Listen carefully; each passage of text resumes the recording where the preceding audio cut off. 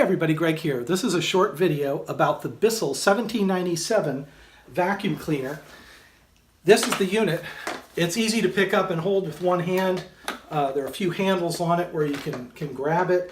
So let me just give you a rundown of the features that I like that this vacuum has. It has a removable hose, which is nice. Now there's no wand attachment for wood floors or vinyl flooring and all that, but it does have this handy little crevice tool, and then you can just use that wand on its own.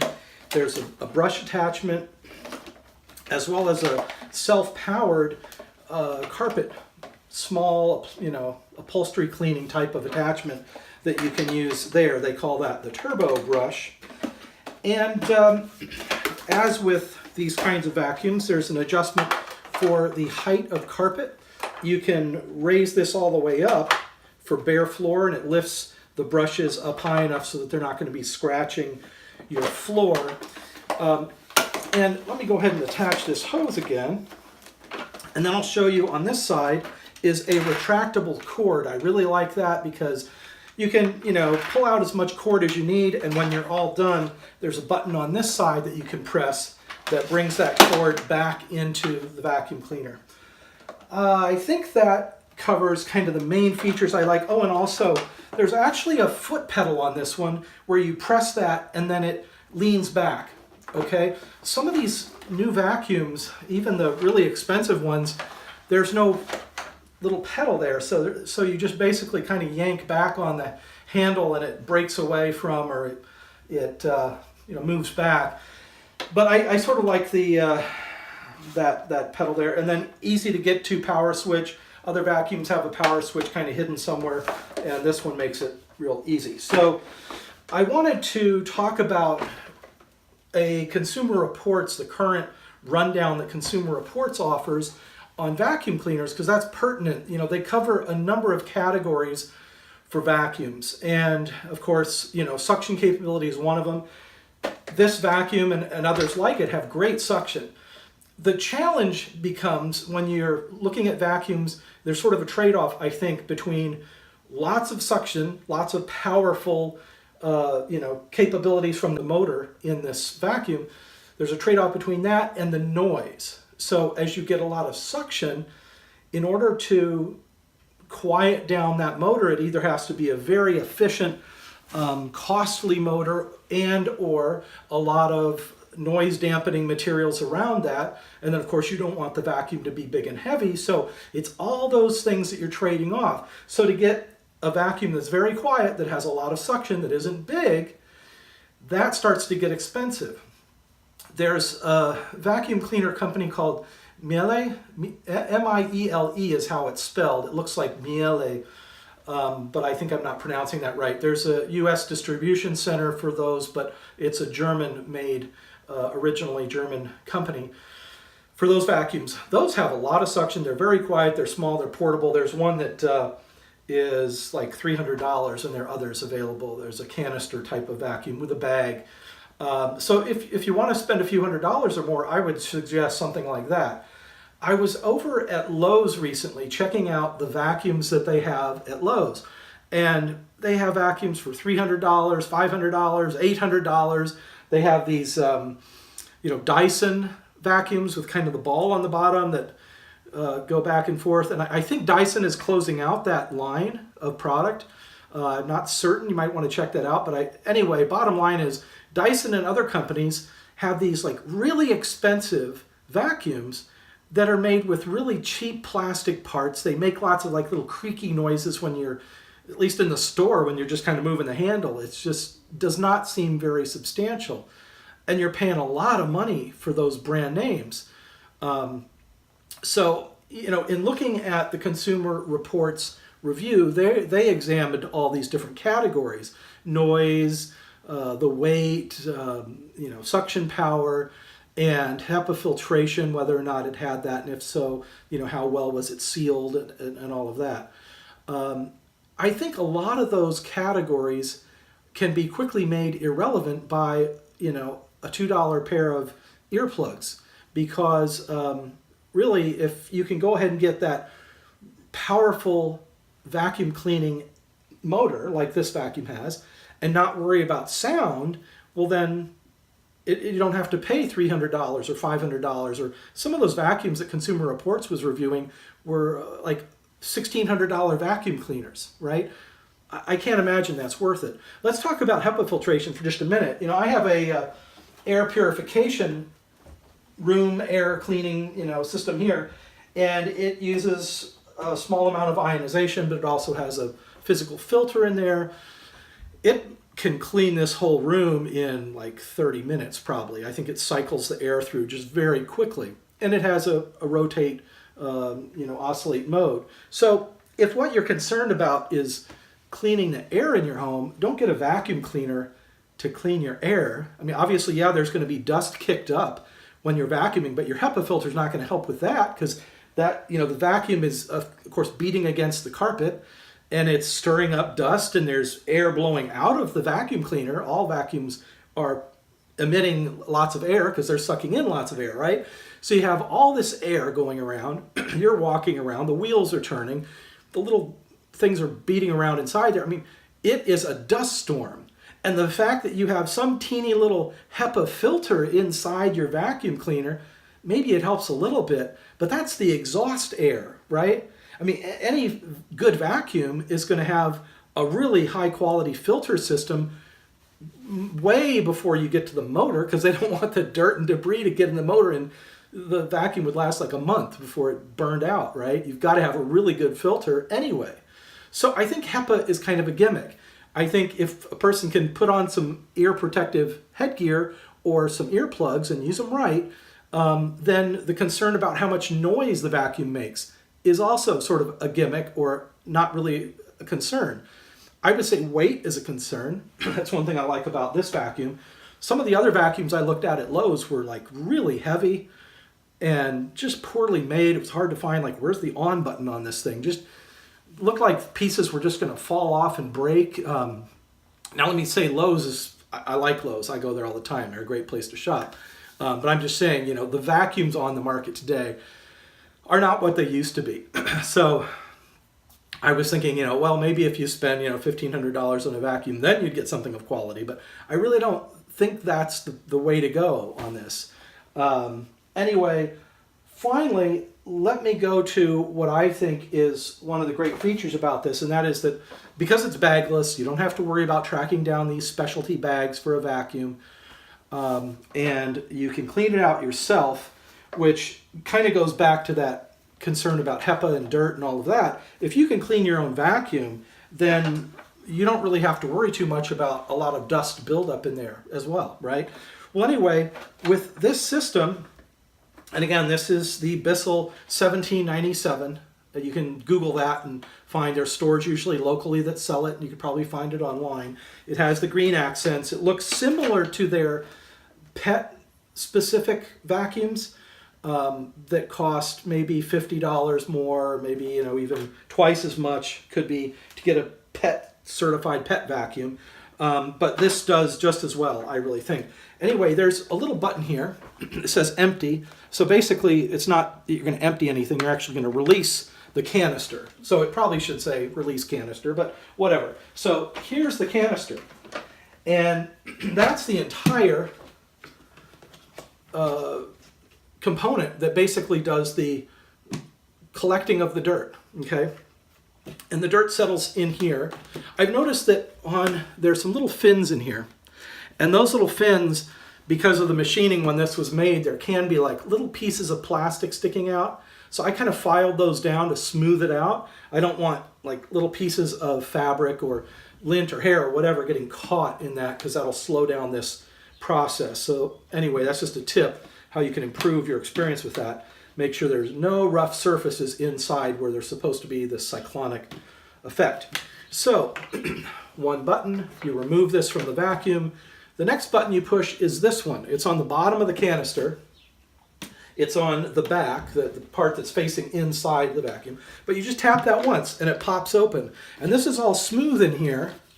So basically when this pops open, all that dirt falls out. There's no obstruction. It comes straight out. You may have to put your finger in there or bump it a little bit. But I found it to be very easy to clean.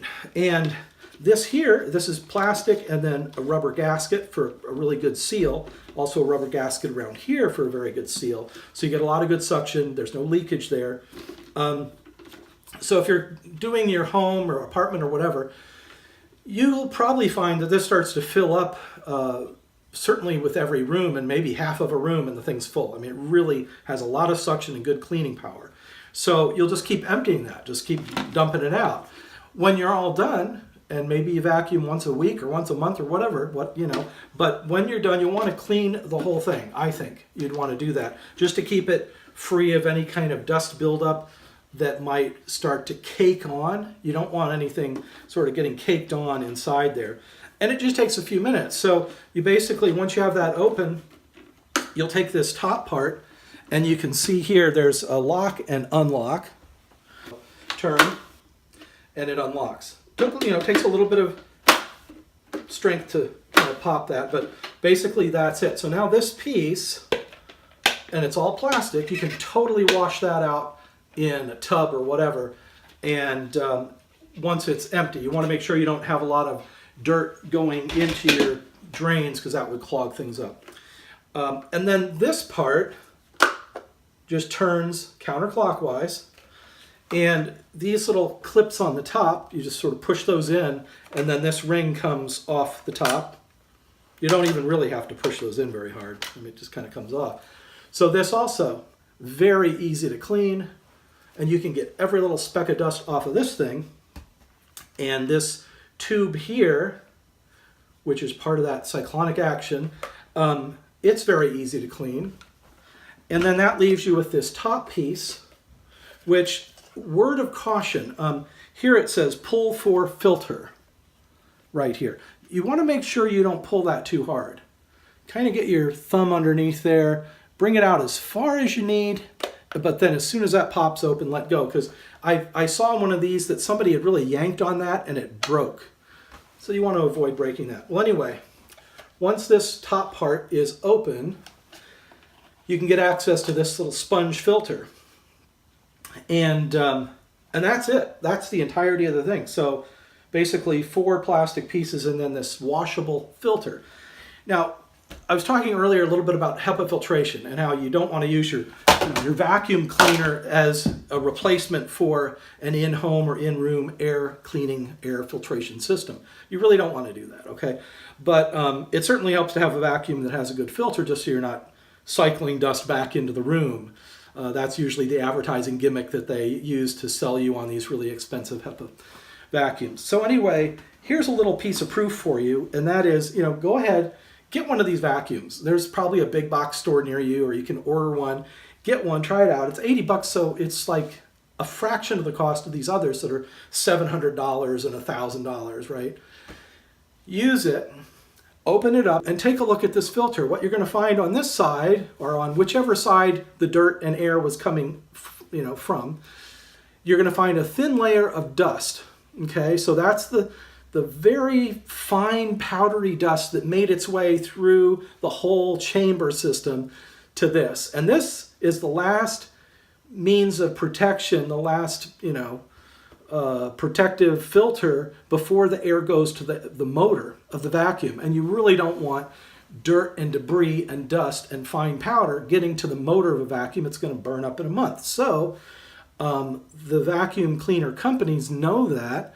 They know that they really have to have good filtration in there anyway. So the fact that there might be beyond the motor at the point of the exhaust, where you see those little removable HEPA filters that you pay a lot of money for, that's the exhaust air from the vacuum. Hopefully there's not going to be any dust there, because if there was, that means dust went through the engine, the motor, I mean. So anyway, you look at this filter after you've been cleaning your whole home with this vacuum. There's going to be a fine layer of dust here, and you're not going to see any dust on this other side. This is like about an inch thick. There's no dust is going to make it through here. There are too many, it's porous like a sponge.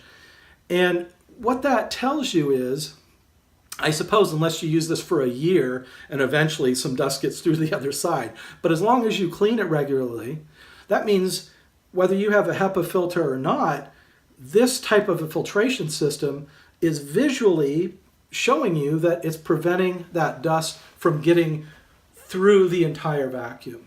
Okay, so long story short, you can have a vacuum like this, and particularly in these situations where you want something that's ruggedized. I mean, this is really, to me, it feels like it is built pretty solid. And you know, you think about a commercial vacuum that's going to cost $500 or $1,500 or whatever for a commercial vacuum. Well, why not just buy like 10 of these, you know? I mean, if this thing does get worn out, if it takes a year, let's say, well, that's only $80 a year for vacuum cleaners. And you can go 10 years and spend $800. I don't think that's going to happen. But if it did, you're still spending less than most commercial cleaning products, you know? So, and certainly for home use, the thing is going to hold up well, I would think. You can obviously get an extended warranty if you're concerned about how well an inexpensive vacuum is going to hold up. Okay, spend $7 and get an extended warranty. You're still not out a lot of money. And that's basically it. Oh yeah, here it says Helix Technology. So each one of these companies that has their own bagless vacuum design, they have their own kind of cyclonic or helix or whatever word they want to give it, method of getting a lot of cycling airflow where the dirt is pulled to the outside and the air gets up through the system. And I do find this one seems to work pretty well, and it's pretty unique with the way these fins are here. I haven't quite seen this design before. And as I mentioned, we have an earlier version of one of these Bissell cleaners. There's so many different models, so I don't know if it's specifically the one before this one in line. But anyway, I think this one works better than previous vacuums we've had. So finally, what I want to show you here is once you've washed all of these items out and you basically get all the dust and dirt off of them, you can set them out. Now, what I do is I'm going to grab the camera and show you here. I just kind of drop them on the floor here and leave them out. Now, you could probably set up any kind of a fan to blow air over these and they would dry up. I kind of like using this, happens to be a Honeywell model, but you could pick any model. But it's an air cleaning system. And this is one of the tower models, but there are other sort of box-looking models. The advantage of this is that it does have a HEPA filter in it. And I'm going to go just kind of left to right here. You can set a timer. I'll set it for 6 hours. Not that cleaning these is going to require 6 hours, but I want to have 6 hours of air cleaning in this room. And then once you do that, let me go to 6, then we're going to adjust the fan speed, bring that up to 5. I'm going to set it on oscillate mode. So now I have my vacuum cleaner parts getting dried off, and because this has ionizing capability, they're getting sanitized. I could even kind of set that near the vacuum. So if there was any loose dirt or debris, I would be able to get that out of the air. And as I said, anytime you're walking around your apartment pushing a vacuum, even if it's not turned on, I mean, you're kicking up dirt. Then you turn it on, you have air blowing out of any vacuum you use, it's just going to create a dust storm no matter what you do. And no little HEPA filter inside of a vacuum cleaner is going to stop that from happening. So, you know, go ahead and you'd probably want to have a nice air cleaning filter system anyway. Go ahead and use that to clean the air, sanitize things, and it's just a great combination for keeping your home clean. And I have to say, you know, using a vacuum that has a lot of suction, a lot of cleaning power, that's easy to clean, it's going to make it where you don't mind vacuuming as much, really. And because it takes so little time to clean the entire house when you actually have an appliance that's working, you know. So that's basically it, and I hope you appreciate the video. If you have any questions, comments, suggestions, please let me know. Post those if you're on YouTube, or just, you know, leave them in comments on the website if you're on the website, resourcesforlife.com. And I always appreciate, the likes and the shares and all that. So thanks again for watching, and I'll see you in the next video. Take care.